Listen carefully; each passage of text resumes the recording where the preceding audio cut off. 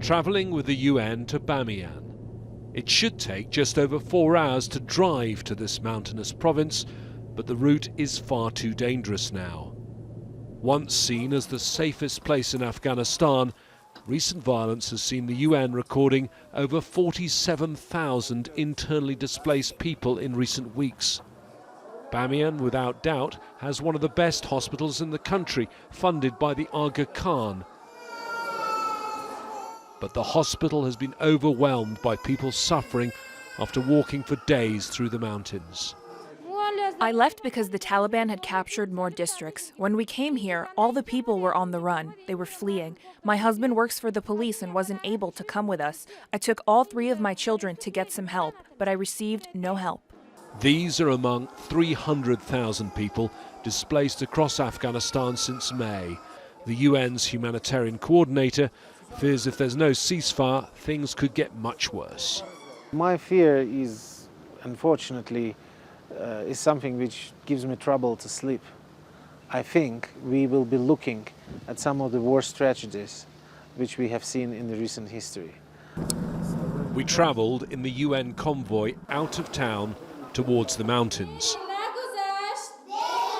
to a school built by the UN refugee agency UNHCR. It was constructed to educate children returning from outside Afghanistan. Instead, these kids all recently fled their homes inside the country. News of our visit quickly spread. They thought that the governor is coming here. I'm not the governor. These women desperate for help after abandoning their villages. They told us that the Taliban are coming, so we fled from our homes. What could we do? We were in the Baba Mountains and walked all the way. It was freezing there. There was no food, so we were obliged to come here. There's a reason people here are so fearful. There's a long history of persecution of the Hazara, the largely Shia ethnic group that make up most of Bamiyan's population. They remember the Taliban's harsh rule in the 1990s when they blew up the giant Buddha statues that had stood for centuries in these sandstone cliffs.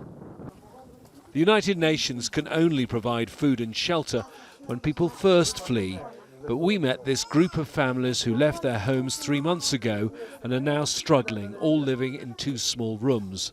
One of the problems is that the UN's humanitarian appeal is desperately underfunded. They've received just 37% of the $1.1 billion they need this year. What we've seen here in Bamiyan is just a snapshot of what's going on in many places in Afghanistan. People on the move, fleeing conflict, human misery that the UN is warning could soon turn into humanitarian catastrophe. James Bayes, Al Jazeera, Bamiyan province, Afghanistan.